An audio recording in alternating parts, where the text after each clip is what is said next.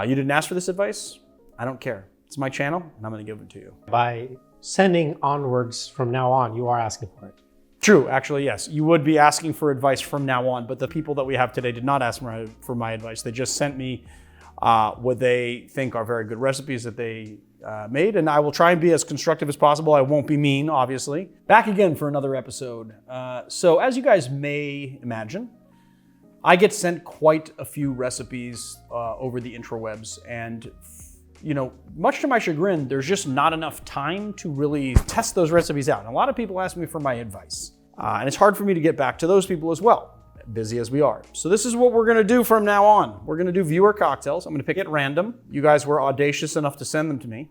I'm gonna give you my very honest, brutal opinion on the cocktail with any recommendations that I can think of to make it better if it needs improving. The whole point of this channel is to make everyone better at making drinks. So we are going to be, you know, giving I said we, as if I'm like Gollum and I speak about myself in the third person. I will be giving you advice with that in mind because, you know, the point is to all be better. I'm learning, you guys are learning. I'm just learning different lessons than you guys are. But this channel is all about learning.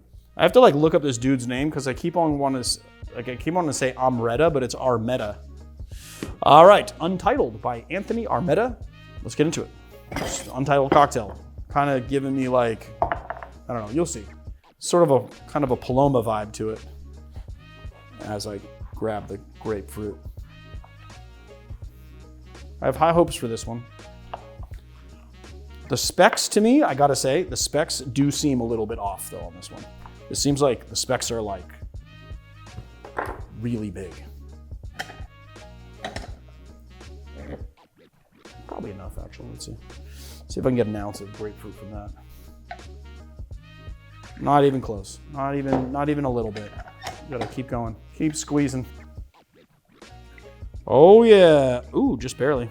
The 1 ounce of grapefruit juice. Ooh. I don't know how that happened.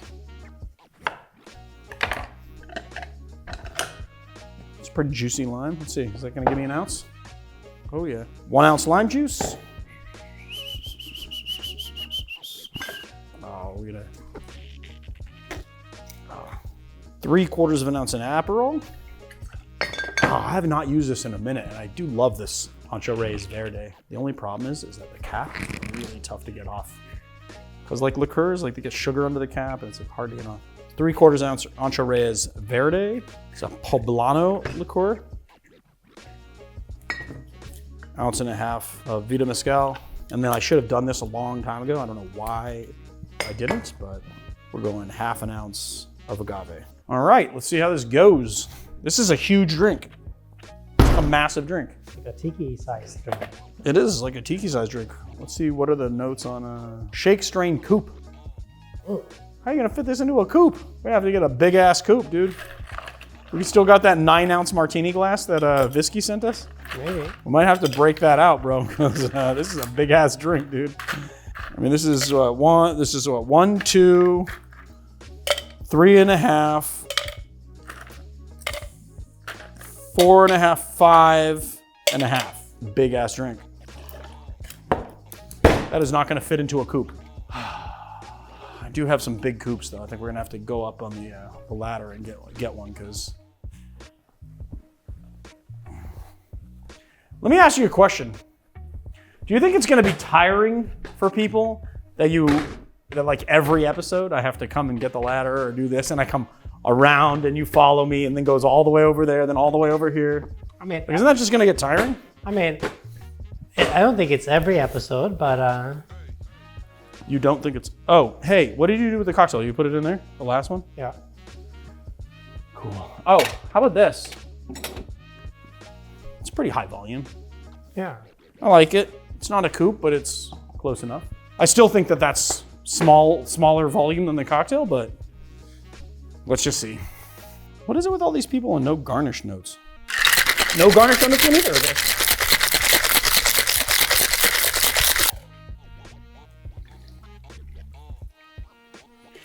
No. Oh, that's It's very pink. Or orange. salmon color. It's actually salmon. It's like orangey red. Well, definitely get the grapefruit, balanced out by the Aperol. So a nice bit of tartness from the lime juice, which I think this cocktail needs. And then those flavors run over everything else, basically. You get the roasted agave kind of smoke in the mezcal, which is crazy because Vita Mezcal isn't like typically like smoky mezcal. It's pretty citrus forward, but all of the mezcal notes are gone. I think this has way too much juice in it and it needs to be pared down. Like the grapefruit needs to be pared down, the lime needs to be pared down. I'm kind of missing the poblano. I don't really taste the poblano that much. I think like the person who made this cocktail, Anthony, I think that like they're really onto something. Flavor-wise, it all works, but it just needs to be dialed in because the volumes are just crazy. It's like the specs are way off, but not a bad attempt. So there it is, the Untitled. All right, okay, so this last one is a big swing. It's created by a guy named Jason. It's spelled Tagle, T-A-G-L-E, but he says it's pronounced Tagle. How do you spell bouquet? B-U-C-K-E-T. Oh, bucket. It's bouquet. Anyway, this is called the Aston Martini, which is a fantastic name for a martini.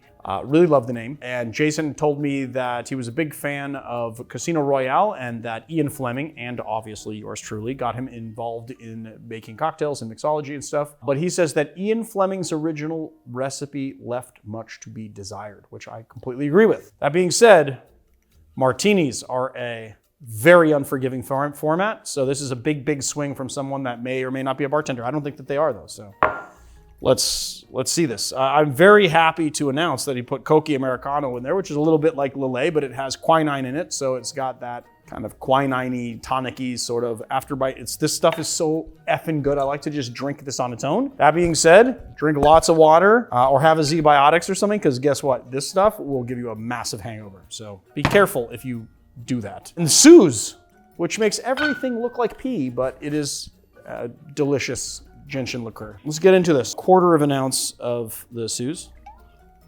I also forgot, where is the, yeah, there it is, sorry.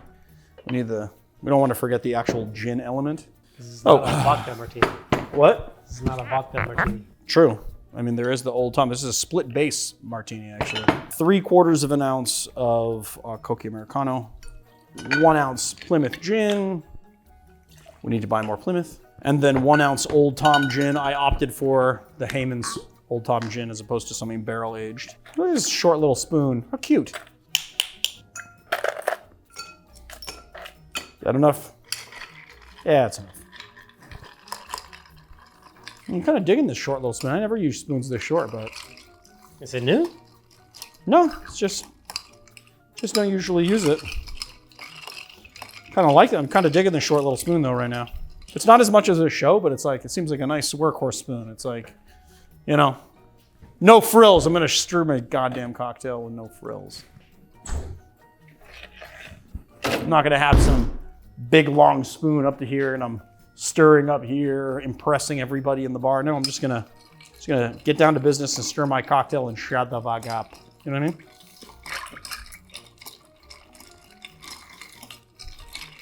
All right.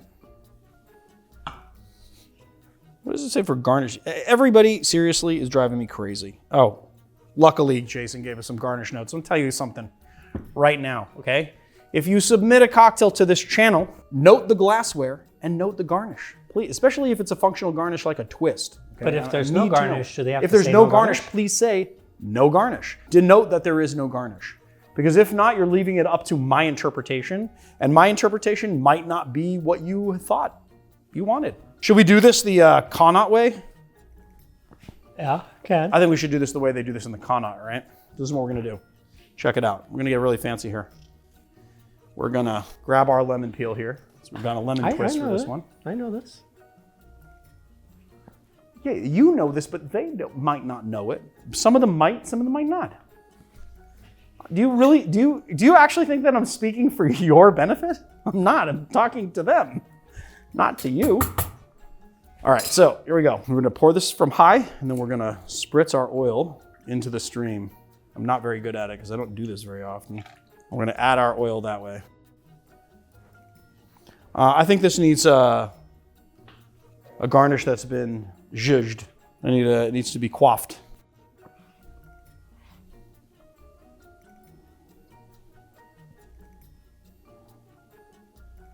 Cheers.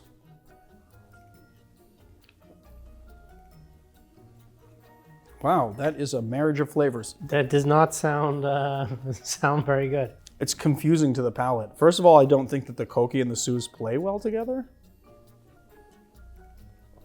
I mean, it is a big, bold cocktail, I'll say that. The Suze is just super dominant. It's very bitter on the finish. You do get that, the astringency and just the tartness of the Cocchi Americano, although I think that a lot of the complexity of the Cocchi Americano is being lost in that Suze. I don't think that we're really doing much justice to the Old Tom Gin, and again, I just don't see how the Old Tom Gin is really, fitting in here.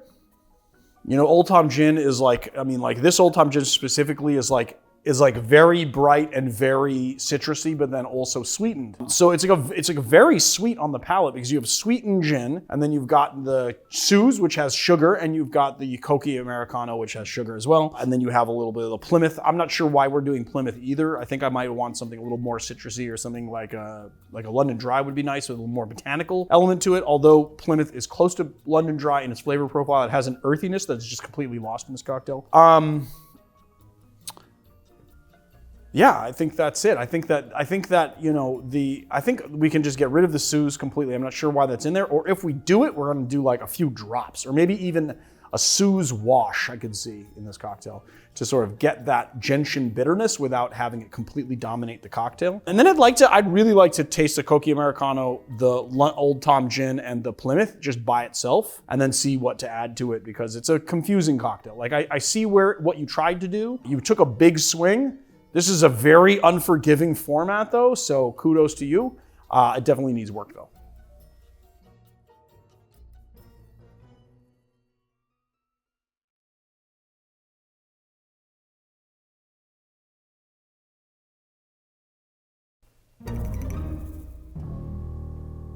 Let's close the thing. Oh, This thing. forgot to close the door, did I? Oh well. Oh well. Okay. All right.